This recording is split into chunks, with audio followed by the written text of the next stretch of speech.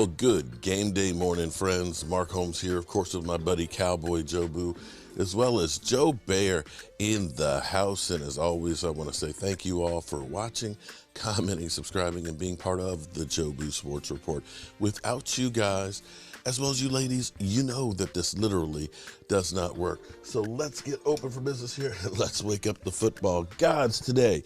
It is game day. Oh my God. It is week number 2 already here on the NFL season. I have good news. The Cowboys have nowhere to go but up. They got a loss. They got 3 points. They lost their quarterback. From here on out, it can't get any worse. At least today is a day to try and get things together. You know, I need to heed my own words when I say, don't get too excited or too upset by what you see in September, because the real teams don't really come around until October, about the middle of October. Right now, players are still just getting into shape. Players are still getting their pad bodies going and getting used to actually hitting again, because most of them, last week was the first time they've hit since last season. And this is the time when the team is going to need to rally. Now, for the Cowboys to get a win, Dak could not win that game by himself.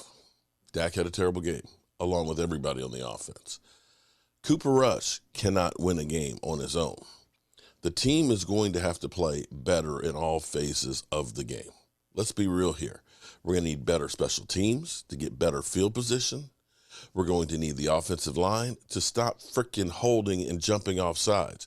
We cannot have 10 penalties. We need the offensive line to open up some holes. We're going to need wide receivers to get some separation. And we're going to need our coaches to call a better freaking game. My God, Kellen Moore, Jesus Christ.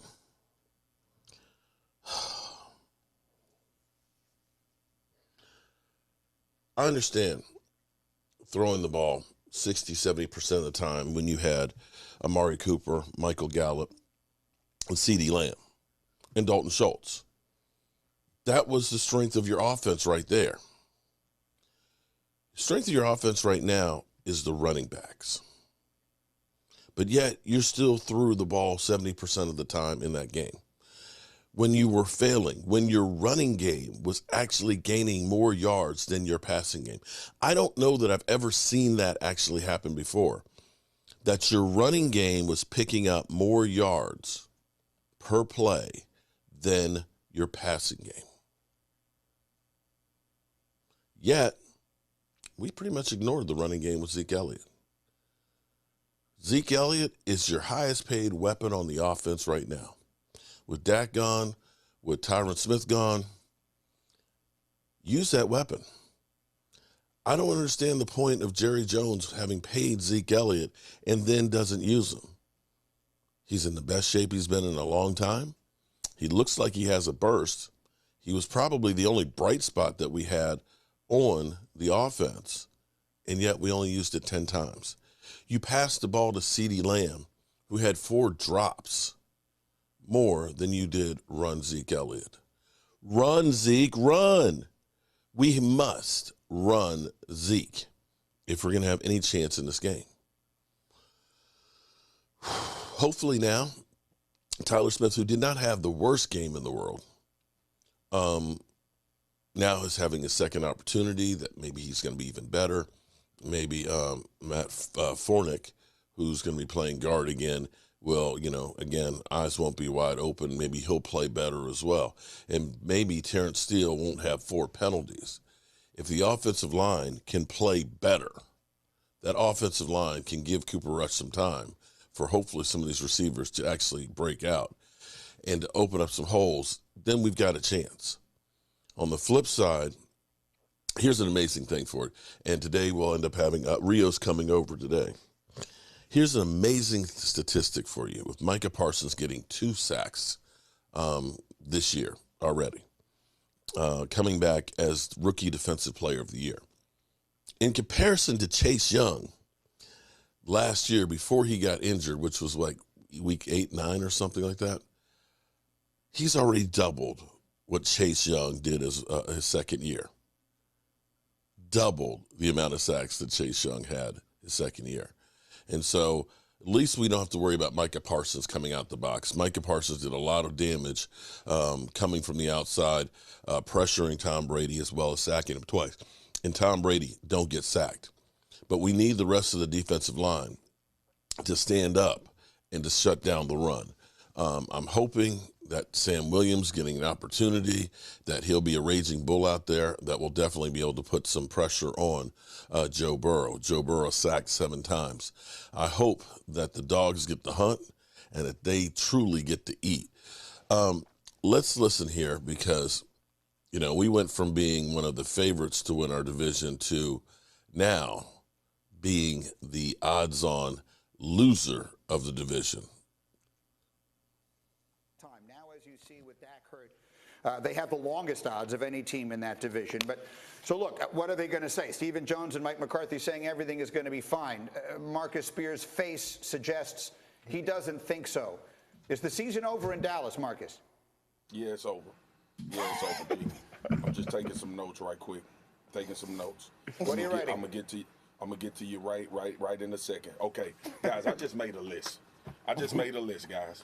Okay, G, do you remember when we sat on this show and I said the New Orleans Saints got more debt than the United States of America, and when the Saints signed Jarvis Landry this year, remember they got Jarvis Landry over from Cleveland. So I'm gonna give y'all a list because I y'all know how much I love the Cowboys. I'm a fan, but I don't want the world to be unrealistic, okay? Because every time something happens and every time something transpires and I'm looking at players and I'm thinking about what all these teams have done.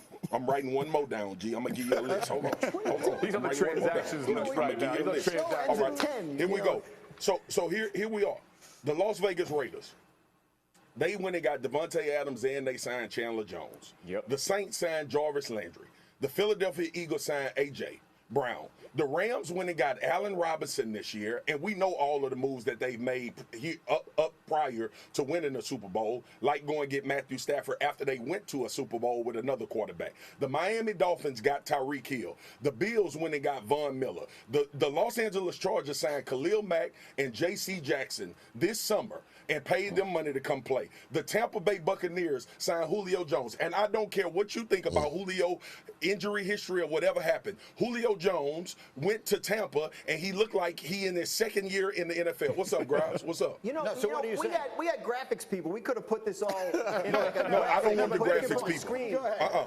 I make my own damn graphics. All right? So here's the thing. We've sat here for months and talked about the Dallas Cowboys roster is bad. The Dallas Cowboys offensive line is jeopardized. Matter of fact, they sent Lyle Collins. I don't think Lyle Collins a world beater. He better than what they had against the Tampa Bay Buccaneers last night. True. Connor Williams walked out the door, didn't think he was great, went to Miami signed him too. So guys, when I put this list together and we think about the NFL and where we are in the NFL today, I want the Dallas Cowboy fans to honestly think about this. Do you think your team and your front office is really trying to win a Super Bowl? Or do you think it's just talk and it's fool's gold and we're okay with what we have? We like our guys. No, you don't. You can't like your guys if you're trying to win a Super Bowl, because I just ripped off a bunch of guys, and let me explain this to y'all also. I didn't put the Cincinnati Bengals on here, who spent $180 million on an offensive line this year. Okay, so for everybody out there that's thinking about, the Cowboys this and the fans, and they gonna get mad at Stephen A. when he go in on the Cowboys, and Michael Irvin gonna say something about the Cowboys are one player away and they can sustain and it's doable. It ain't. It's a wrap, and it was a wrap before the season started because they wasn't winning no Super Bowl anyway. Before Dak got hurt. Go ahead, guys. I want to make sure I'm understanding what we're saying. Dominique, he's saying that this is not about Dak, that this team wasn't any good anyway. Is that right? Absolutely. I mean, I think he said it before the season started. I know I sure as hell was. I think that the pressure that we were putting on Dak to lift the roster that was incomplete and had major holes in it was unfair. So, like, I hate that Dak got hurt, but at least we don't have to have these arguments all week where I try to convince y'all that nobody could have lifted this roster because they can't protect him. And he was bad. I'm not trying to absolve him from the criticism. He deserves the criticism. But this team was not prepared to make a run. Their run ended. Their window, it closed last year. Thank you for watching ESPN. It closed because Jerry Jones may have closed it. I'm not ready to give up on the season yet. This season isn't as bad as last season, 2020, because 2020 we had no semblance of a defense. And you can remember DeMarcus Lawrence basically saying our defense is soft. So we'll see what happens today. We'll see if the team, maybe having been bitch slapped, has been woken up and that they come together collectively as a team to play well. And with that being said, I got some chili I got to get up here and get making, and I've got to get the outdoor studio set up. I know Rashid will be here today.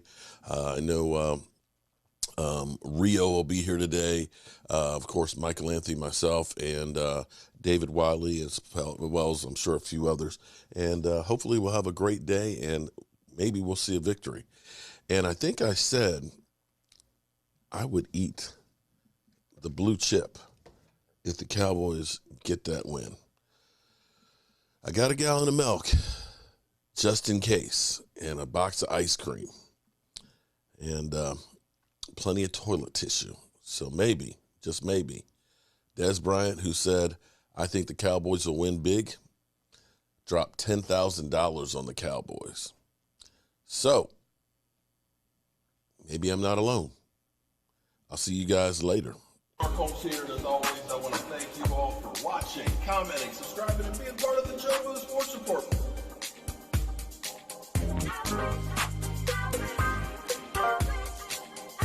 You did one hell of a job, and the only thing else I got to say is